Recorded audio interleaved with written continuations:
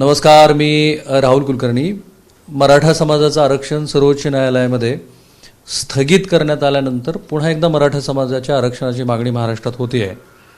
आणि मराठा समाजाच्या आरक्षणाच्या मुद्द्याबरोबरच एक महाराष्ट्रात वेगळ्या प्रकारचं सामाजिक अभिसरण सुरू झालं असं दिसतं. जसं की लातूरमध्ये आपण बघितलं की 28 ओबीसी समाजाच्या संघटना होत्या की ज्यांनी जिल्हाधिकाऱ्यांना निवेदन दिलं आणि त्यांना असं वाटतं की ओबीसी समाजाचं आरक्षण काढून मराठा समाजाला दिलं जातं की काय. आणि त्यानंतर मग आपण बघतोय की ओबीसी समाजाची एक वेगळ्या पातळीवरती बैठका वगैरे सुरू आहेत. आणि त्याचबरोबर सुरू झालं ते म्हणजे पुन्हा एकदा धनगर आरक्षणाचा मुद्दा. आता महाराष्ट्रातल्या प्रेक्षकांना आठवत असेल, बाय द वे ह्या एबीपी माझाच्या फेसबुक लाईव्हमध्ये प्रेक्षकांना विनंती आहे की तुम्ही कमेंट्स करा. जसं की भाजपचे आमदार गोपीचंद पडळकर आणि गणेश हाके साहेब आहेत आपल्याबरोबर. हीच ती मंडळी आहे की जी काही महिन्यापूर्वी सत्तेवरती होती.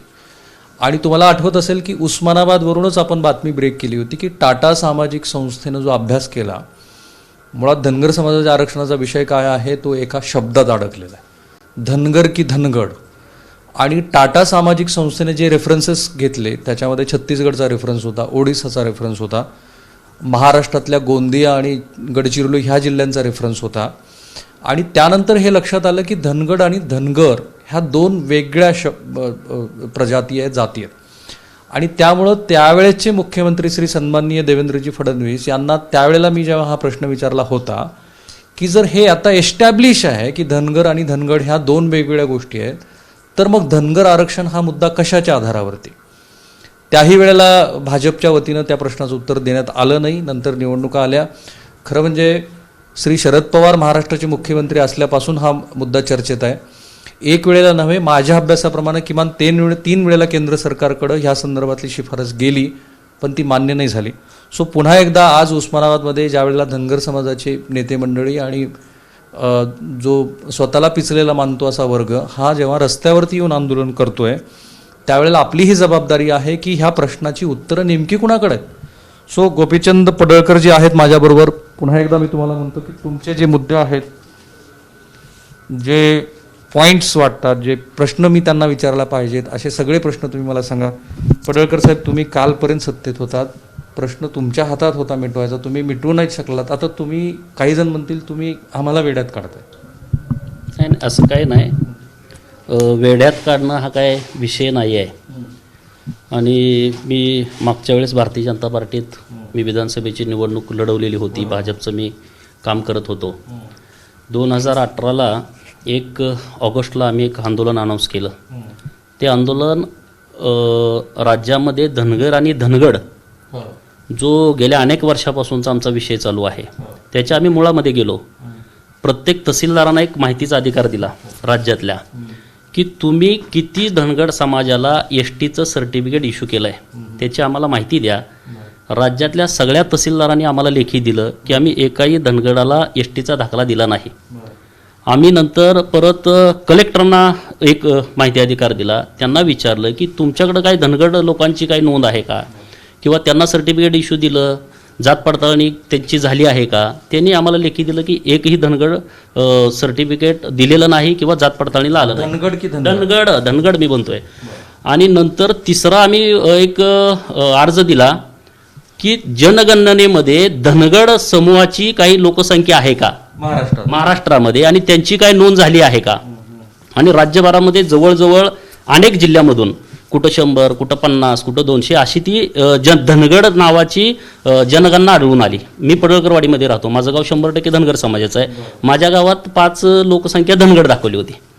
मग ह्याच्यावरती एक आम्ही आवाज उठवला की राज्यभरामध्ये भारतीय जनता पार्टीचं सरकार होतं फडणवीस साहेबांचं, आणि त्यांच्या या सरकारच्या विरोधात आम्ही रान उठवलं. आणि आमचं म्हणणं हे होतं की या राज्यामध्ये धनगड नाही आहे, असेल तर तो आम्हाला दाखवा. धनगड या राज्यामध्ये असेल तर त्यांची आमच्या धनगर समाजाच्या नेत्यांची, आमदारांची, खासदारांची, मंत्र्यांची बैठक लावा विदर्भात सगळीकडं. आणि धनगड असेल तर त्यांना मंत्रालयात बोलवा. तर सगळा जेव्हा आम्ही आंदोलन अनाऊन्स केलं, आम्ही पुण्यात केलं, परत औरंगाबादला केलं, नंतर राज्यभर अनेक ठिकाणी मोठमोठ्या सभा घेतल्या आणि ते लोकांना आम्ही प्रेझेंटेशन PPTवरती दाखवलं. आणि मग शेवटी आमचा महाड ते मुंबई दौरा पायी आम्ही चालत निघालो. आणि मुंबईमध्ये आम्ही जेव्हा पोचलो मग तेव्हा ते तिकडं आपल्या सीमेवरती पाकिस्तान, इंडिया असं वातावरण टाईट होतं. मग तेव्हा तिथं पोलीस फोर्स लावला, आमचं आंदोलन तिथं अडवलं आणि सरकारबरोबर एक बैठक झाली. मग आमचे सगळे नेते होते, मी त्या बैठकीला नव्हतो, मी आंदोलकांच्या बरोबर होतो. आणि त्या बैठकीमध्ये चर्चा अशी झाली, आमची मागणी अशी होती की तुम्ही आता अंमलबजावणी करा. बाहेरच्या राज्यामध्ये राज्य सरकारना अधिकार आहेत, शब्दामध्ये काही फेरफार असेल आणि तो राज्य सरकारच्या लक्षात आला तर त्याला केंद्राकडे पाठवायची गरज नाही. तुम्ही आमची दुरुस्ती करून आम्हाला सर्टिफिकेट इश्यू करा. मग त्या चर्चेमध्ये उहापोह झाला, साधक बाधक चर्चा झाल्या आणि मग त्या चर्चेमध्ये असं ठरलं की जसं मराठा समाजाला ओबीसीचं आरक्षण मिळेपर्यंत ज्या ओबीसीच्या सवलती आहेत त्या जशाच्या तशा मराठा समाजाला द्यायच्या, कधीपर्यंत, जोपर्यंत त्यांना आपण सर्टिफिकेट देत नाही तोपर्यंत. मग तशा धर्तीवरती आदिवासींच्या जशाच्या तशा योजना धनगर समाजाला कधीपर्यंत, जोपर्यंत सरकार सर्टिफिकेट इश्यू करत नाही तोपर्यंत. 22 योजना म्हणजे अगोदर आमच्या भटक्या विमुक्तांच्या योजना होत्या, त्या काही आदिवासी नाहीत त्या वगळून मग त्या चालूच आहेत. दुसऱ्या 22 योजनांचा त्यामध्ये समावेश केला आणि तिथं सांगितलं दुसरी काय तुमची मागणी आहे. तर आमचं असं ठरलं की कोर्टामध्ये एक आमची केस चालू आहे, अहिल्यादेवी विचार प्रबोधिनी मंचची, आणि मग त्यामध्ये तुम्ही ॲफिडेविट दाखल करा की या राज्यामध्ये धनगड अस्तित्वात नाही, जो आहे तो धनगर आहे. आणि जसं आमच्या वकिलांनी सांगितलं, सरकारचे विधितज्ञ होते, त्यांच्या चर्चेतून ते ॲफिडेविट त्यांनी दाखल केलं. म्हणजे उशिरा का होईना त्यांनी सुरुवात चांगली केली. 22 योजना धनगर समाजाला आदिवासींच्या जशाच्या तशा दिल्या. त्याच्यासाठीचं 1000 कोटीचं बजेट त्यावेळेस घोषित केलं आणि तिथून पुढं म्हणजे 20-21 पासून जोपर्यंत सर्टिफिकेट मिळत नाही तोपर्यंत जेवढं बजेट आदिवासींना तेवढं जसंच्या तसं धनगर समाजाला.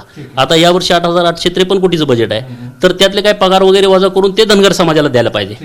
म्हणजे अशी आमची ती सुरुवात झाली. नंतर इलेक्शन लागलं, त्यामुळं तो विषय तिथं थांबला. त्यांनी काही उशीर झाला पण तो प्रयत्न झाला शेवटच्या टप्प्यामध्ये. माझं असं म्हणणं आहे की तुम्हाला जी काही राजकीय भूमिका मांडायची होती त्यासाठी मी तुम्हाला पुरेसा वेळ दिलाय, बरोबर. आता जे काही तुम्ही आता सांगितलं ही तुमची भूमिका. प्रश्न असा आहे, माझी नाही, ठीक आहे, जे काही घडलं त्या जे काही घडलं सगळे होते, आमचे सगळे लोक होते. त्यात मुद्दा असा आहे की ज्या वेळेला एखादी अकॅडमिक इन्स्टिट्यूशन काम करते, जी 1.5-2 वर्ष अभ्यास करते आणि त्यानंतर ती सभागृहाला किंवा ज्यांनी कोणी तो अहवाल मागवलेला आहे त्यांना सांगते, ज्या ज्या वेळेला धनगर आरक्षणाचा मुद्दा कुठल्याही पातळीवरती येईल त्यावेळेला टाटा सामाजिक संस्थेचा अहवाल हाच अंतिम असणार आहे. आणि तो अहवाल स्पष्टपणे महाराष्ट्रात म्हणतो की महाराष्ट्रामध्ये धनगड ही जमात वेगळी आहे आणि त्यांचा धनगराशी काही संबंध नाही आहे. ही आता राजकीय भूमिका बाजूला, दोघांना या प्रश्नावर तो आता त्याच्यात अभ्यास करायला पाहिजे, भरपूर अभ्यास. काय त्याच्यापेक्षा दुसरा अभ्यास काय टाटा करणार आहे. प्रशासनाचा तालुक्याचा प्रमुख तहसीलदार आहे, मी एनटीचा आता सर्टिफिकेट काढतो, माझी नोंद आहे तिथं. कोण एससीचं काढेल, कोण एसटीचं काढेल, कोण ओबीसीचं काढेल, तहसील दप्तरी नोंद आहे. धनगड किती आहेत, त्यांना सर्टिफिकेट इश्यू किती केलेत. जर राज्यामध्ये एकाही धनगडाला राज्य सरकारमधल्या इतक्या तहसीलमधून एकही सर्टिफिकेट इश्यू केलं नसेल, आम्ही इतके वर्ष आंदोलन करतोय की धनगड वेगळा आहे, वेगळा खोटा आहे, टाटा इन्स्टिट्यूट खोटी आहे, ते काय मला माहित नाही, त्याच्यावरती मी बोलू शकत नाही. तो काय अहवाल आहे ते मला माहित, मोटिवेशन रिपोर्ट दिलाय का तो काय अहवाल आहे तो आम्हाला माहित नाही. त्याच्यावर कारण तो ठेवलाच नाही सभागृहाच्या पटलावर. त्याच्यावरती मी आणि हाही मुद्दा महाराष्ट्रासाठी महत्वाचा आहे की आपण भारतीय जनता पार्टीच्या तत्कालीन मुख्यमंत्र्यांना अनेक वेळाला म्हटलं होतं की it has to be publish, पटलावरती ठेवा. हा, तो अहवाल आलेला नाही, त्याच्यावरती मी बोलू शकत नाही. अहवाल आल्यानंतर त्याच्यावरती चर्चा करता येईल. पण जर राज्यातले तहसीलदार, जात पडताळणीचे प्रमुख आणि जिल्हाधिकारी सांगत असतील की एकाही धनगडाला सर्टिफिकेट दिलेलं नाही, एकाही धनगडाचं सर्टिफिकेट जात पडताळणी समितीकडे आलेलं नाही किंवा त्याला कायम केलेलं नाही, विषय संपला तिथं. त्यामुळे धनगड हा विषय आता संपलेला आहे. राज्य सरकारनं तसं ॲफिडेविट हायकोर्टात दिलं, तर महत्वाचा प्रश्न आहे. हायकोर्टामध्ये दिलेला आहे राज्य सरकारनं की धनगड ही जमात राज्यामध्ये नाही, जे आहेत ते धनगर आहेत. तिथंच विषय बऱ्यापैकी नील होतोय. राज्य सरकारनं तसं लेखी म्हणणं ॲफिडेविट करून आमच्या केसमध्ये दाखल केलेलं आहे. त्यामुळे आता त्या पाठीमागे जाण्यात काय अर्थ नाही. धनगड आणि धनगर जी 70 वर्षाची आमची लढाई आहे ती पूर्ण संपलेली आहे. भाजपनं का नाही दिलं आरक्षण, भाजपनं का नाही आरक्षण दिलं 5 वर्ष, मला आठवतं. आणि आता प्रेक्षक पण हा प्रश्न विचारतायत. श्री महादेव जानकर जे 2014च्या निवडणुकीच्या आधी बारामतीमध्ये जाऊन आंदोलन करत होते, त्यानंतर ते 5 वर्ष मंत्री राहिले, त्यांनी काही केलं नाही आणि भाजपने काही केलं नाही. तेव्हा जानकर साहेबांच्या विषयी काय प्रश्न असेल लोकांना, तो जानकर साहेबांना तुम्ही विचारा, त्याचं उत्तर मी देऊ शकत नाही. तो विषय धनगर समाजाचे नेते अशा अर्थाने. हो, ऐका साहेब, त्याचं उत्तर साहेब देतील, त्यांचं उत्तर मी कसं देणार. त्यांना तुम्ही प्रश्न विचारा. भारतीय जनता पार्टीनं दिलं नाही म्हणून आम्ही राज्यभर आंदोलन केलं, त्याच्याविषयी आवाज उठवला आणि शेवटच्या टप्प्यामध्ये त्या विषयावरती एक मूर्त स्वरूप देण्यासाठी खूप चांगलं 22 योजनांचा विषय त्यांनी घेतला. धनगर आणि धनगड वेगळे नाहीत धनगर इथं अस्तित्वात नाही, जो आहे तो धनगर आहे, ॲफिडेविट दिलं.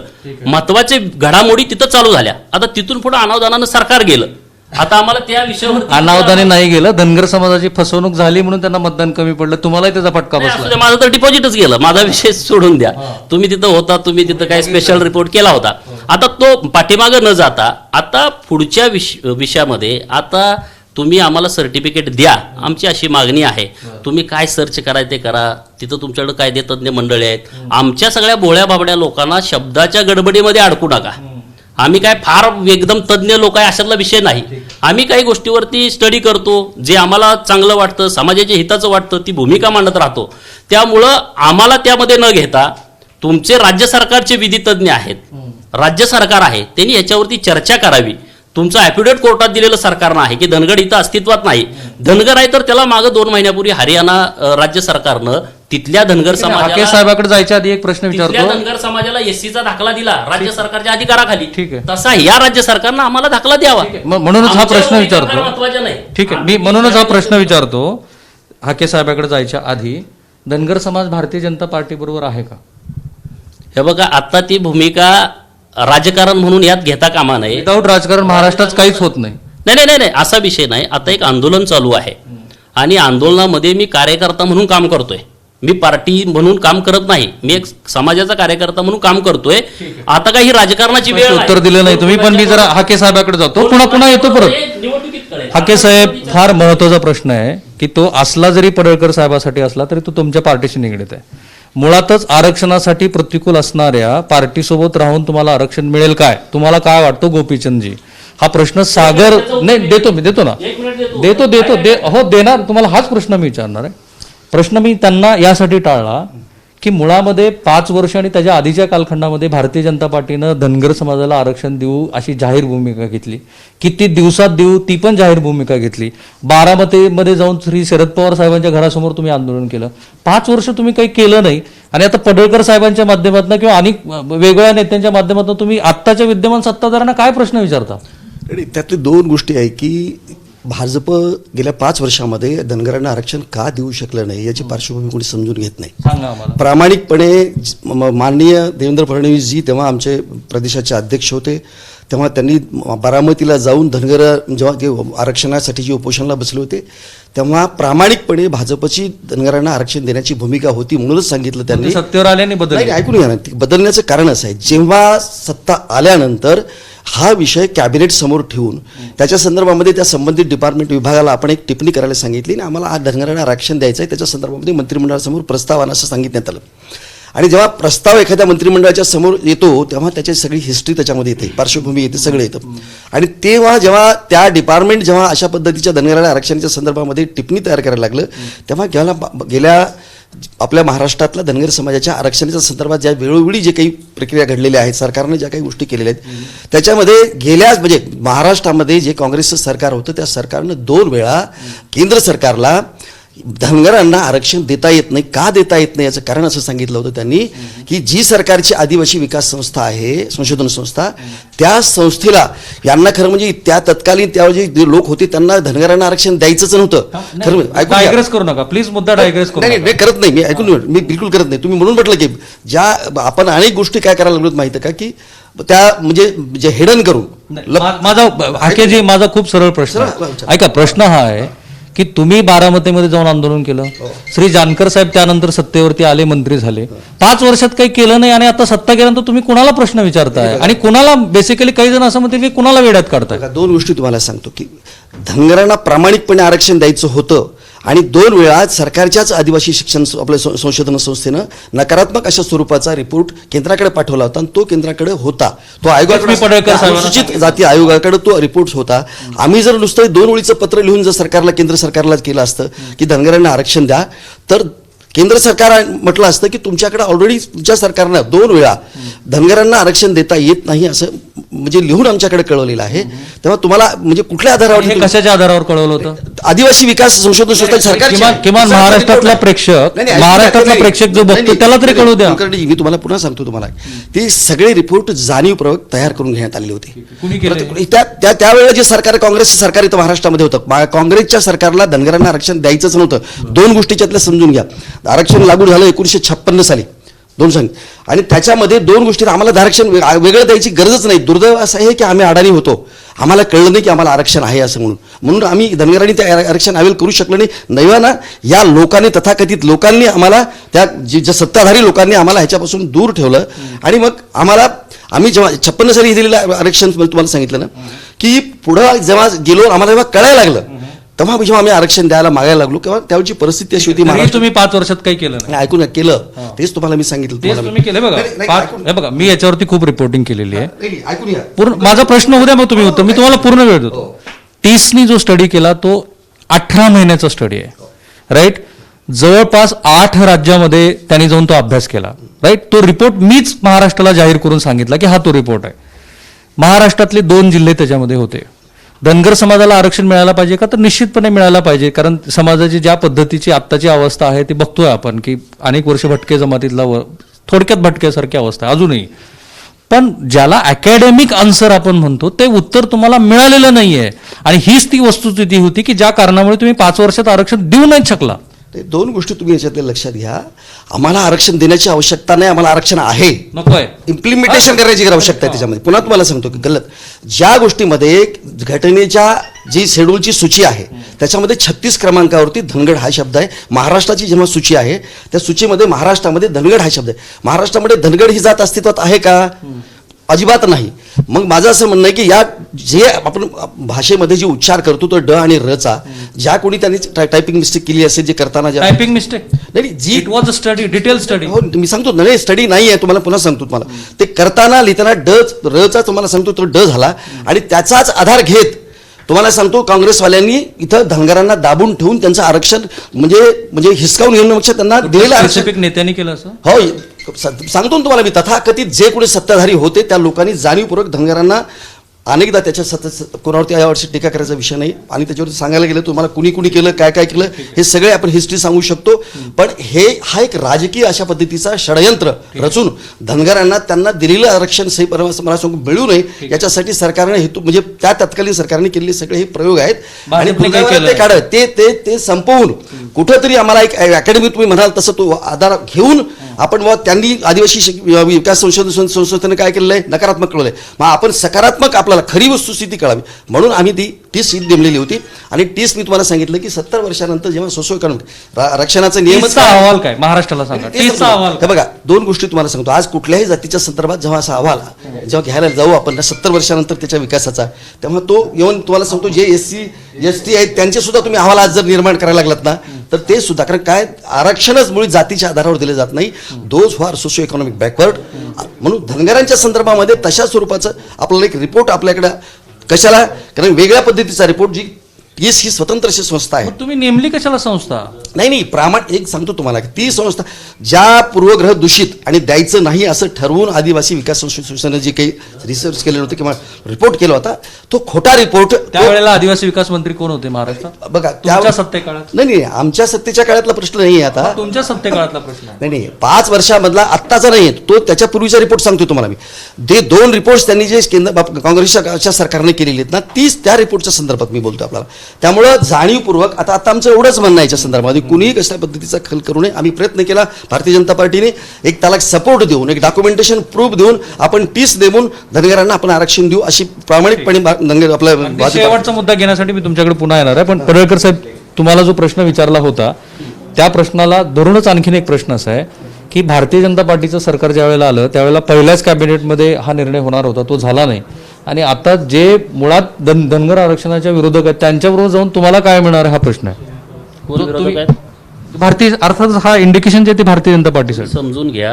हे काही लोकांच्या मध्ये सांगितलं जातं की भारतीय जनता पार्टी आरक्षणाच्या विरोधात आहे. हे सगळं चुकीचं आहे. मराठा समाजाला आरक्षण कोणी दिलं? मराठा समाज काय या 5 वर्षात आरक्षण मागत होता का? नाही. अण्णासाहेब पाटील यांनी कधी 88 सालापासून त्यांनी आरक्षण मागतायत आणि मग भारतीय जनता पार्टीच्या नेतृत्वाने आरक्षण मिळवून दिलं. प्रत्येक मागासवर्गीयाचा आयोगाकडून अहवाल तयार केला. तो आपल्याला नाही मिळाला धनगर समाज. ऐका माझं म्हणणं ऐकून घ्या. मागच्या 4-6 महिन्यापूर्वी SC आणि STची मुदत संपली होती. केंद्र सरकारनं 10 वर्ष वाढवून दिली. भारतीय जनता पार्टी जर आरक्षणाच्या विरोधात असती तर त्यांनी मुदत का वाढवली असेल?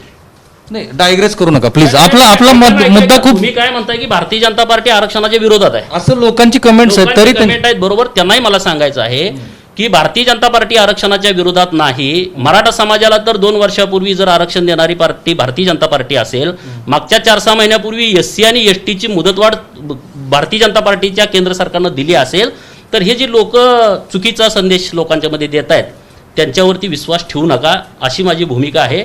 आणि त्यामुळं आमची भूमिका अशी आहे, तुम्ही काही करा, कसंही करा, धनगर समाजाला आरक्षणाच्या बाबतीमध्ये अंमलबजावणी करा, जो राज्य सरकारचा अधिकार आहे. मी मागही 2018ला हेच म्हणत होतो, आजही हेच म्हणतोय. मागच्या 2 महिन्यापूर्वी हरियाणा सरकारनं धनगर समाजाला SCचं सर्टिफिकेट दिलं.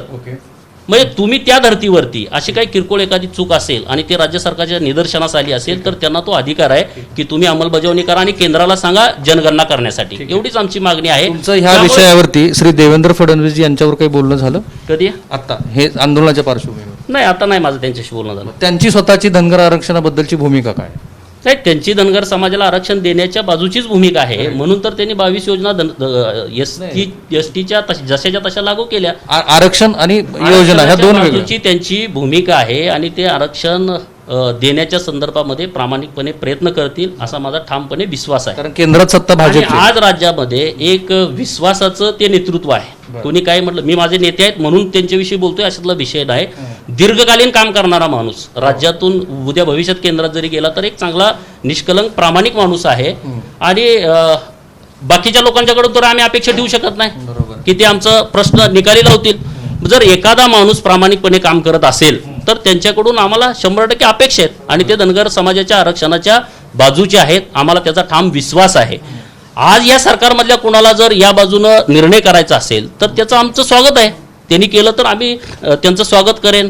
त्यांनी चांगल्या पद्धतीने निर्णय घ्यावा. 10 महिने सरकार येऊन एक बैठक नाही, मीटिंग नाही, चर्चा नाही. मागच्या सरकारनं दिलेले 1000 कोटी लॅप्स करून टाकले, जे बजेटमध्ये होते. 1 रुपया दिला नाही. मग तुम्ही फडणवीस सरकार आणि हे सरकार यामध्ये तुलना करून बघा तुम्ही. ज्यांनी धनगरांना देण्यासाठी 150 कोटी रुपये विद्यार्थ्यांसाठी दिले होते. 35,000 विद्यार्थ्यांचं नुकसान झालं मागच्या वर्षी. 10,000 घरं मागच्या वर्षासाठी दिली होती. ज्या लोकांना बेघर आहेत, घरं नाहीत, त्यांना 10,000साठी 150 कोटी रुपये दिले होते. आमचे MPSC UPSCचे स्टडी करणाऱ्या मुलांच्यासाठी बजेटमध्ये पैसे धरले होते लेखा शीर्षकाखाली जुलैच्या अधिवेशनामध्ये. म्हणजे फार. आणि 5 हॉस्टेल औरंगाबादला, जिथं आमचं महसुली ठिकाण आहेत, औरंगाबाद असेल, पुणे एकच केलं नाही, म्हणजे केंद्राकडे शिफारस नाही केली. शिफारसीचा विषय नाही, परत होणारच घ्या. हे सगळे लोक गडबड करतायत. आमची हात जोडून विनंती आहे सगळ्यांना, धनगराच्या आरक्षणाचा विषय समजून घ्या. ही अंमलबजावणीची गरज आहे. एखाद्या नवीन समाजाला जर आरक्षण मागणी असेल SC किंवा STची तर ते राज्य सरकारनं त्याचा माहिती गोळा करणं, कुणाचं तरी काढून किंवा कुणाचं तरी कमी करूनच दिलं. काढू आणि नाही. SC आणि STचं रिझर्वेशन हे लोकसंख्येवरती असतं. दर 10 वर्षानंतर जनगणना होते, पण SC आणि STची जनगणना ही डिक्लेअर होते. मग त्यामुळं धनगर समाजाला जेव्हा आरक्षण मिळेल तेव्हा आमची संख्या मोजली जाईल. आमची टक्केवारी किती आहे तेवढं आरक्षण वाढेल. त्यामुळे कमी करायचा कोणाचा विषय नाही. आणि आदिवासी लोकांना पण काही टेन्शन घ्यायची गरज नाही.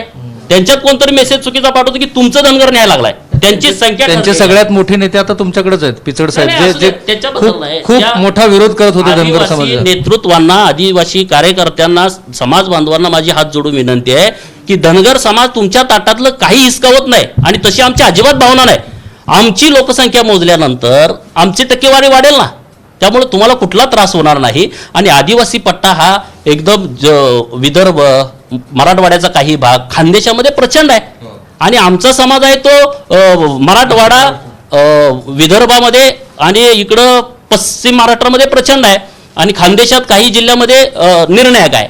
त्यामुळं आदिवासी आणि धनगर समाजामध्ये कुठलाही वाद न होता ह्याचा मार्ग निघाला पाहिजे अशी आमची भूमिका आहे. म्हणून राज्य सरकारनं आम्हाला सर्टिफिकेट इश्यू करावं. पुढे काय व्हायचं ते बघू ना. कोण 5 कलमी कार्यक्रम किंवा 10 कलमी कार्यक्रम आपण सांगूया राज्य सरकारला, असं करता येऊ शकतं. राज्य सरकारच्या काळात नाही झालं. राज्य सरकारला माझी विनंती आहे की धनगरांच्या वरती अनेक वर्षापासून अन्याय होतोय. रक्तशोषण करतंय. तुम्ही आमच्या या आरक्षणाच्या अंमलबजावणीच्या मागणीमध्ये तुम्ही एक अध्यादेश काढा. एक अध्यादेश पुढं अध्यादेश काढा, विषय संपला ना. एक पुढं अध्यादेश काय काढला असेल ते तुम्ही, आणि मग कुणी म्हणायचं केंद्राकडे जातोय, कुणी म्हणायचं राज्यात. राज्य सरकारची भूमिका ठरली पाहिजे ना. तुम्ही अध्यादेश काढून आम्हाला सर्टिफिकेट देणार आहात का तुम्ही परिपूर्ण अहवाल तयार करून केंद्राकडे पाठवणार आहात? तुमची भूमिका काय? इच्छाशक्तीची प्रचंड जाहीर गरज आहे. करावं असं तुमचं मत. प्रचंड इच्छाशक्तीची गरज आहे. ती इच्छाशक्ती नाही आहे. धनगर समाज राजकारणामध्ये प्रगल्भ होईल. धनगर समाजातली पोरं प्रामाणिक काम करणारी आहेत आणि प्रस्थापित व्यवस्थेला फाईट करणारी मुलं आहेत. त्यामुळं उद्याच्या राजकारणाचं महाराष्ट्राचं गणित बदलेल, बिघडेल आणि प्रस्थापितांच्या छाताडावरती ही पोरं थया नाचतील. हा एकमेव उद्देश आहे की धनगर समाजाला आरक्षण न देण्याचा. ठीक आहे. मुद्दा त्यांनी असं त्यांचं असं मत आहे, आणि जे बऱ्याच वेळेला या समाजाच्या नेत्याकडनं आलेलं आहे ते म्हणजे प्रस्थापित मंडळींना धनगर समाजाला आरक्षण मिळू द्यायचं नाहीये. पण हाच प्रश्न पुन्हा एकदा, जे तुमच्या 5 वर्षाच्या कार्यकाळात झालं नाही, असा एक 5 कलमी कार्यक्रम सांगा, आपण थांबतोय. आणि 5 कलमी कुठल्याही पद्धतीच्या कलमाची आवश्यकता नाही. मी म्हटलं ना की आम्हाला घटनेनं दिलेल्या आरक्षणाची अंमलबजावणी हा एवढाच विषय आहे. तो केला की सगळ्याच गोष्टी ऑटोमॅटिकली होतील. आणि केंद्र, मला असं वाटतं की राज्य सरकारला, मान्य आता शरद पवार साहेबांनी जेव्हा मराठा समाजाच्या ज्याला आरक्षणाला स्थगिती दिल्यानंतर धनगराच्या संदर्भात त्यांना जेव्हा विचारलं तेव्हा त्यांनी स्वतः असं म्हटलेलं की धनगराला आरक्षण मिळू शकतं.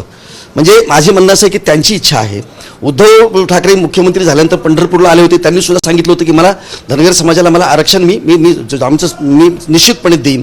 मला सांगतो की या सगळ्या गोष्टी, मला सांगतो की त्यांची बाजू ही सकारात्मक अशी स्वरूपाची आहे. त्यांनी आता फक्त त्या गोष्टीची अंमलबजावणी करण्याची आवश्यकता आहे.